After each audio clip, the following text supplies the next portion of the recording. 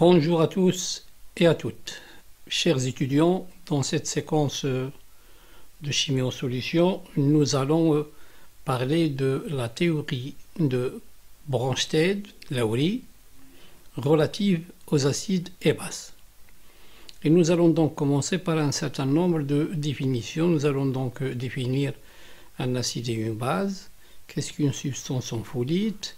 On va parler des polyacides et des polybases.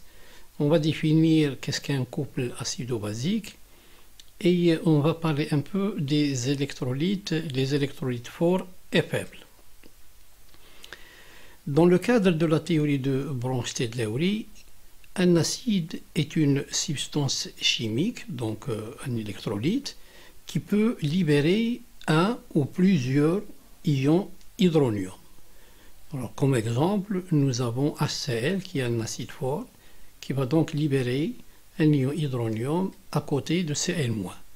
Et donc, généralement, un acide fort, qu'on va noter avec un grand A majuscule, il libère un ion hydronium à côté de A-. L'exemple de H3PO4 qui est un triacide, donc il libère 3 ions hydronium à côté du groupement PO4 3-. Maintenant pour une base. Une base, c'est toute substance chimique qui peut capter un ou plusieurs ions hydronium. Alors comme exemple, nous avons donc NaOH qui libère un ion hydroxyde, OH-, donc en captant un ion hydronium. Et à côté de l'ion OH-, il libère donc l'ion Na+. Donc en général, on va noter une base avec un grand B majuscule. Le cas de l'ammoniac, NH3, c'est une base, il va libérer donc un OH- et à côté un ion NH4+. Donc l'ammoniac mis dans l'eau, il va fixer un ion hydronium et donc un H+, il va devenir donc NH4+, et plus OH-. Qu'est-ce qu'une substance ampholyte? Alors il faut savoir que certaines substances sont à la fois des acides et des bases, c'est-à-dire qu'ils peuvent soit fixer, soit libérer l'ion hydronium selon les conditions et l'environnement, leur environnement immédiat. Et le meilleur exemple, c'est l'eau lui-même. L'eau, il est à la fois acide et une base. Donc on dit qu'il s'agit d'une substance ampholyte ou un amphotère. Notion de couple acide-base. Un acide AH, lorsqu'il libère un ion hydronium H+, il libère automatiquement, à côté du H+, il libère un A-. Et donc, si nous regardons le membre de droite, nous voyons que A-, il peut fixer un H+, pour régénérer la forme acide AH, puisque la réaction il est équilibrée. Et donc, A- de son côté peut fixer un H+. Donc A- est donc une base. Alors on dit que A- est la base conjuguée de l'acide AH. Et de même, l'acide AH est l'acide conjugué de A-. Et donc on va parler d'un couple acide-base qu'on va noter AH, A-. Les couples de l'eau. Si nous considérons l'eau, eh bien, le premier couple de l'eau, c'est le couple qui correspond à H3O+, H2O. Dans ce couple-là, la molécule H2O joue le rôle d'une base. Et donc, la réaction qui correspond à ce couple, c'est H3O+, plus H2O, qui est en équilibre, bien sûr, avec H2O plus H3O+.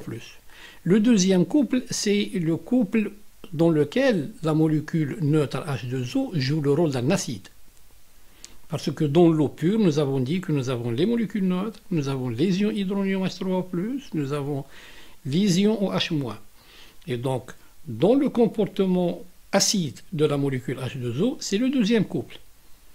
Et donc, nous avons H2O plus H2O qui donne OH- plus H3O+, qui est la réaction de l'auto-ionisation de l'eau. Les polyacides et les polybases, eh bien, ce sont des molécules qui sont soit des acides, soit des bases, et qui, au lieu d'avoir une seule fonction acide, ils ont plusieurs fonctions acides. Par exemple, un polyacide, c'est un acide qui possède plusieurs fonctions acides. Vous avez l'exemple de H2SO4, H2CO3, H3PO4. Et la même chose pour les polybases. Une polybase, c'est une base qui possède plusieurs fonctions bases. Donc nous avons l'exemple par exemple de CaOH2, vous avez l'exemple de CaCO3-, etc. Le nombre de couples est égal toujours au nombre de fonctions d'acidité ou de basicité. Si nous prenons par exemple le cas de H2SO4, qui est un diacide, donc il a deux fonctions d'acidité. La première fonction correspond au couple H2SO4, HSO4-, parce qu'en libérant H2SO4, en libérant un ion H+, il va libérer à côté sa base conjuguée, c'est HSO4-. La deuxième fonction d'acidité, ça correspond au couple HSO4-, SO4-. Donc il y a autant de couples que de fonctions d'acidité. Et la même chose pour les bases. Si je prends l'exemple de H3PO4, il peut libérer, il a trois fonctions acides, donc il a trois couples. Nous avons le couple H3PO4, H2PO4-, qui est le premier couple, H2PO4-, HPO4-, le deuxième couple, HPO4-, HPO4-, le troisième couple. Et là, nous remarquons par exemple que H2PO4-, c'est la base dans le premier couple et c'est l'acide du deuxième couple. La même chose peut être dite au sujet de HPO4-, qui dans le deuxième couple c'est une base, alors que dans le troisième couple c'est un acide. Il y a deux types d'électrolytes. D'un côté, les électrolytes forts. Ce sont donc des substances qui s'ionisent totalement. Et donc, leur constante, si vous voulez, en termes d'équilibre, leur constante elle est très très élevée.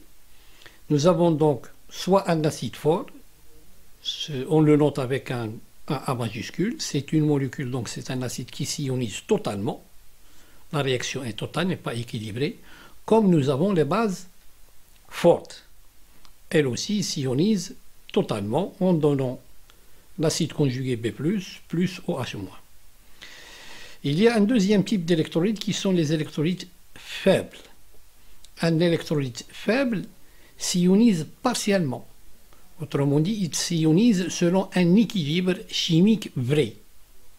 Nous avons le cas d'un acide faible, qu'on note avec un petit a minuscule, donc AH, qui est en équilibre, avec, puisque c'est un acide, il va libérer l'ion hydronium, donc H+, plus ça va se conjuguer. Et ça, c'est un équilibre chimique vrai.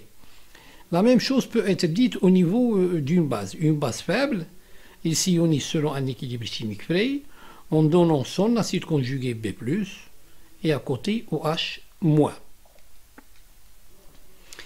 L'ionisation, ça correspond à la réaction de formation des ions.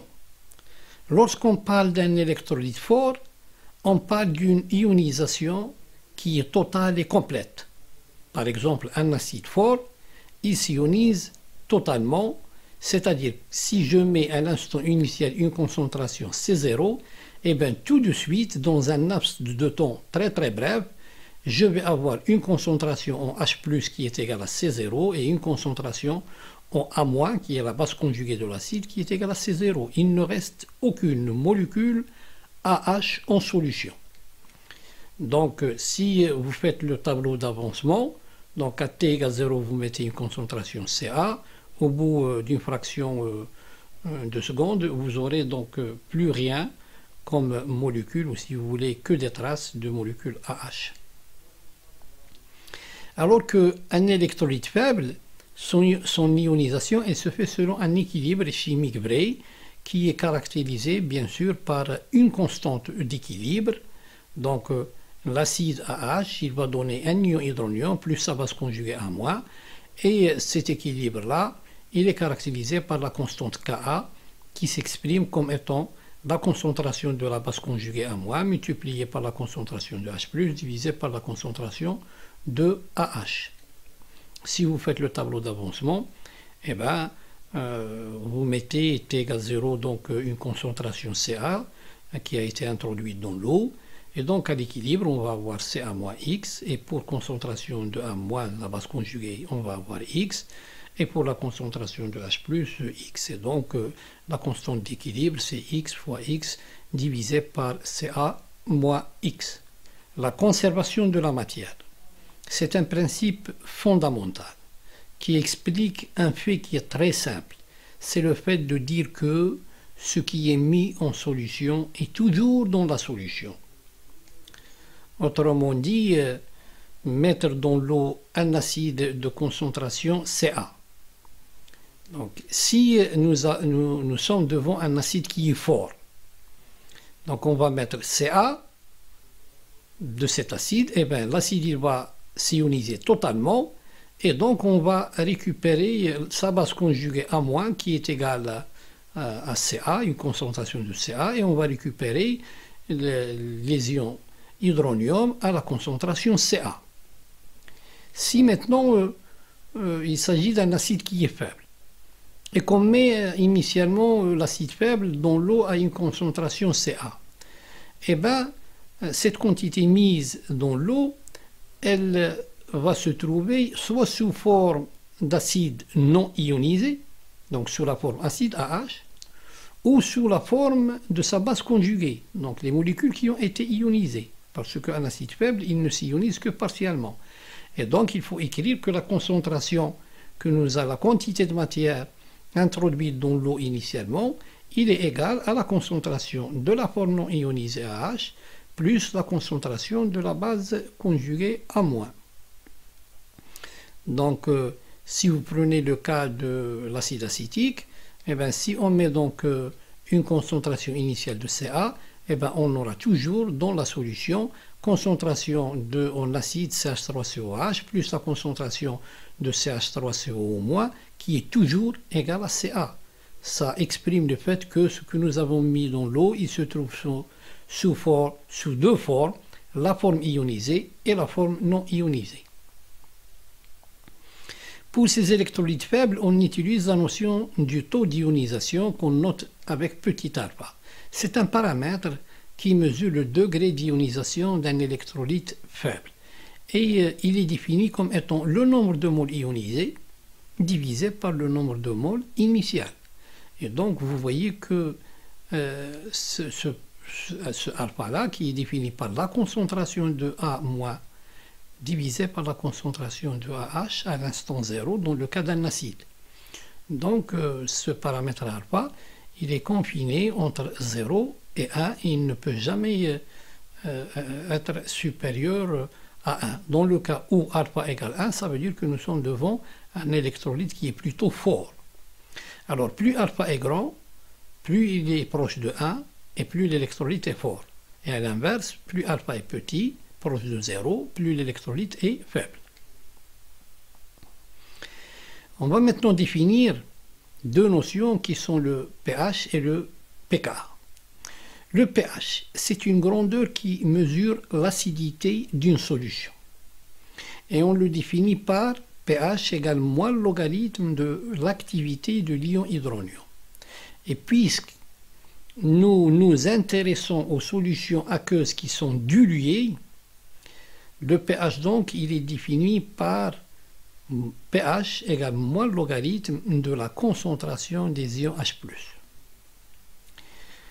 Pour la notion de pKa, pour un couple acide-base de constante d'équilibre Ka, donc là nous parlons d'électrolytes faibles, on définit le pKa comme étant moins logarithme décimal de la constante d'équilibre Ka.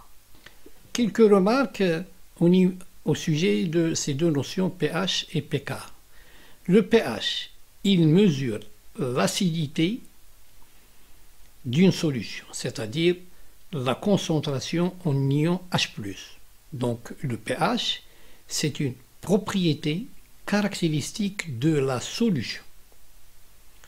Donc vous pouvez mettre des acides différents dans deux solutions et vous pouvez avoir le même pH pour ces deux solutions malgré le fait que vos acides ils sont différents. Donc le pH il caractérise une solution. Alors que le pKa c'est une caractéristique thermochimique, c'est une caractéristique thermodynamique du couple acide-base. Il ne dépend que de la température.